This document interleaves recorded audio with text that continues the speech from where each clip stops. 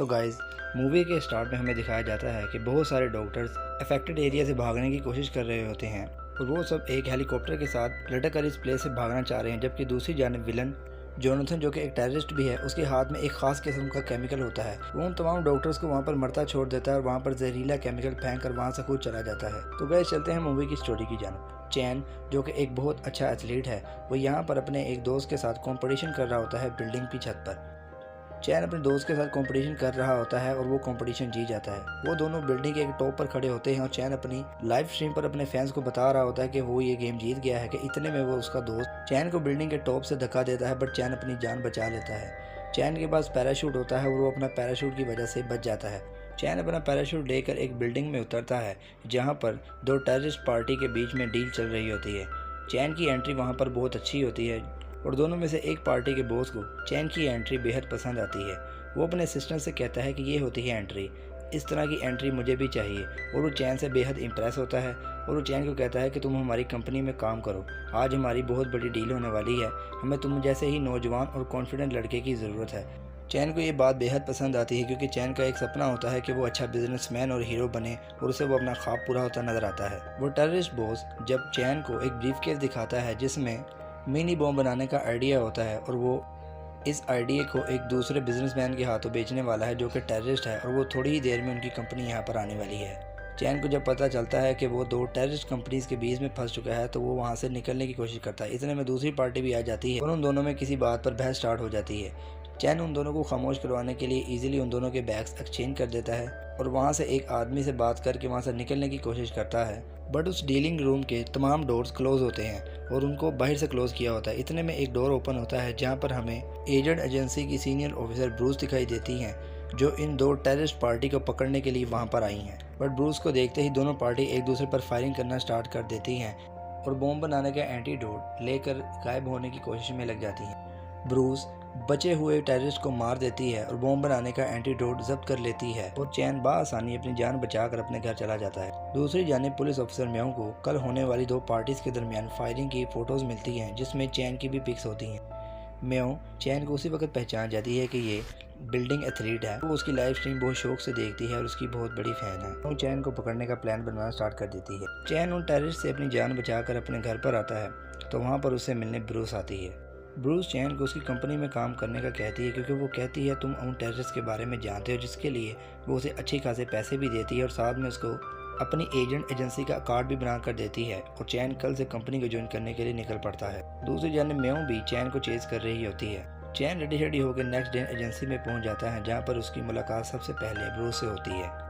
वो ब्रूस से मिलता है और कंपनी के दूसरे मेंबर से मिलता है और बहुत ज़्यादा ओवर रिएक्ट करता है और ब्रूस और एजेंसी के दूसरे लोग उसे नॉन सीरियस और बच्चा समझते हैं। ब्रूस चैन से पूछती है कि तुम उन टेररिस्ट को कैसे पकड़ोगे, तो चैन के पास कोई भी प्लान नहीं होता, जिस पर ब्रूस को गुस्सा आ जाता है और वो उसे दिखाती है कि चैन को एक लड़की चेज कर रही है सुबह से, जो कि एक पुलिस ऑफिसर म्याओ है। और फिर ब्रूस अपनी एजेंसी के तमाम मेंबर से अपोलोजाइज करती है कि इतने बड़े मिशन के लिए उन्होंने एक नॉन सीरियस और कम उम्र लड़के को रख लिया और चैन को अपनी कंपनी से निकाल देते हैं। कंपनी से निकलते ही चैन का फ्रेंड उसे म्याओ से इंट्रोड्यूस करवाता है और उन दोनों में अच्छी खासी दोस्ती हो जाती है।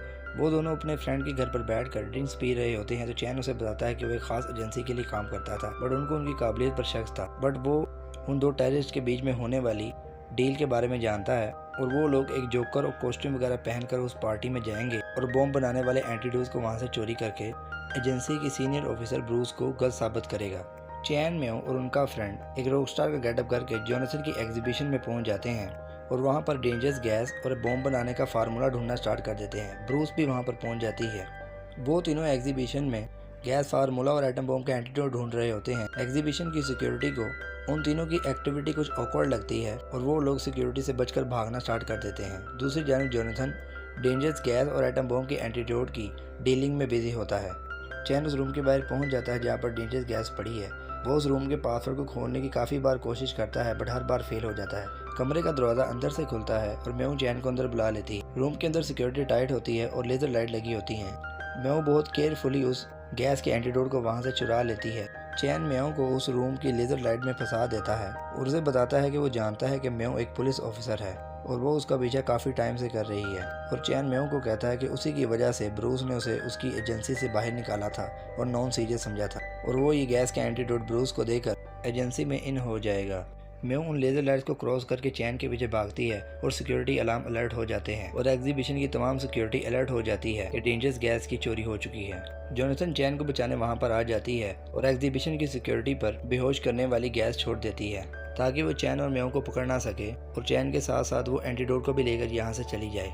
जोनाथन के लोग चैन और म्यो पर फायरिंग कर रहे होते हैं कि वहाँ पर ब्रूस गाड़ी लेकर आ जाती है और चैन और म्यो को वहाँ से चैन रास्ते में ब्रूस को दिखाता है कि किस तरह उसने जोनाथन की एग्जीबिशन से कीमती सामान चोरी कर लिया, बट जोनाथन की एक गोली ब्रूस की टांग में लग जाती है जिसकी वजह से ब्रूस टेम्पररी पैरालाइज हो जाती है और इस मिशन पर अब वो काम नहीं कर सकती। अगले सीन में चैन और म्यो जोनाथन की अगली डील में भी पहुंच जाते हैं जो कि एक फेस्टिवल में हो रही होती है। चैन और म्यो जोनाथन की सिक्योरिटी को मार देते हैं और वहाँ से जोनाथन का डील वाला बॉक्स चुरा लेते हैं और वहाँ से एक बाइक पर बैठकर निकल जाते हैं। जोनाथन उन दोनों को पकड़ने की खूब कोशिश करता है बट वो दोनों हाथ नहीं आते तो जोनाथन को बेहद गुस्सा आ जाता है और वो चैन के दोस्त ली की गर्लफ्रेंड की टांगे काट देता है। नेक्स्ट सीन में तीनों हॉस्पिटल में मौजूद होते हैं जहाँ पर ली की गर्लफ्रेंड का इलाज चल रहा होता है। म्यो चैन को ब्लेम करती है कि तुम्हारी वजह से इन दो मासूम की जान खतरे में पड़ गई और ली की गर्लफ्रेंड की टांगे कट गई। दूसरी जानब जोनाथन डेंजरस गैस बनाने में कामयाब हो जाता है जिससे वो पूरे शहर को मारने के लिए रेडी है। ली की गर्लफ्रेंड उन तीनों से बात करती है और कहती है कि एक दूसरे को ब्लेम मत करो, जो मिशन हम लोग चारों मिलकर कर रहे थे उसे पूरा करो और मेरी कुर्बानी को ज़ाया मत होने दो। और वो तीनों जोनाथन को पकड़ने के लिए निकल पड़ते हैं।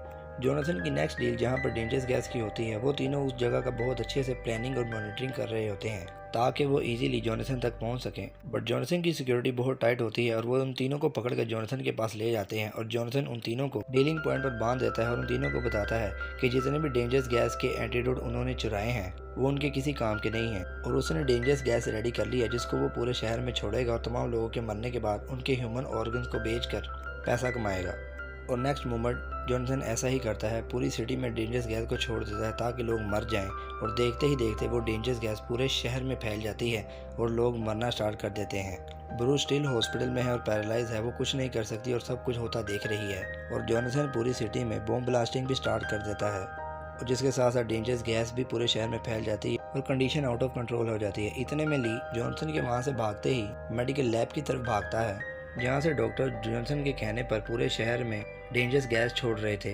म्यो और ली उस डेंजरस रिएक्टर को स्टॉप कर देते हैं जिसकी वजह से डेंजरस गैस पूरे शहर में जाने से रुक जाती है और वो डेंजरस गैस मेडिकल लैब तक ही होकर रह जाती है और मेडिकल लैब के डोर क्लोज होने की वजह से वो डॉक्टर्स वहीं पर मर जाते हैं। जोनाथन वहाँ से अपनी जान बचाकर निकलने के लिए हेलीकॉप्टर से जा रहा होता है कि म्यो अपने हाथ में एक छोटा टाइम बॉम्ब लिए उसकी तरफ भाग रही होती है। वो टाइम बॉम्ब चैन म्यो से ले लेता है और वो भागकर जोनाथन के हेलीकॉप्टर की तरफ डाइव लगाता है और जोनाथन के हेलीकॉप्टर से लटक जाता है। जोनाथन के हेलीकॉप्टर के साथ लटकने से हेलीकॉप्टर का बैलेंस आउट हो जाता है और वो उड़ नहीं पाता और वो नीचे की तरफ जाना स्टार्ट कर देता है और चैन अपने हाथ में पकड़े हुए टाइम बॉम्ब से ब्लास्ट कर देता है और अपनी जान देकर जोनाथन को मार देता है और पूरे शहर को मरने से बचा लेता है। म्यो और ली चैन के मरने से बहुत ज़्यादा इमोशनल हो जाते हैं। आफ्टर 2 मंथ ब्रूस भी ठीक हो जाती है और ब्रूस म्यो को कॉल करती है कि वो पुलिस की नौकरी छोड़ दे और उनकी एजेंसी में काम करे। म्यो ब्रूस की बात मान लेती है और उनकी एजेंट एजेंसी को ज्वाइन कर लेती है और यहाँ पर मूवी ख़त्म हो जाती है। तो गाइस वीडियो अच्छी लगी हो तो लाइक और सब्सक्राइब आप लोग ज़रूर कीजिएगा। मिलूंगा न्यू वीडियो में।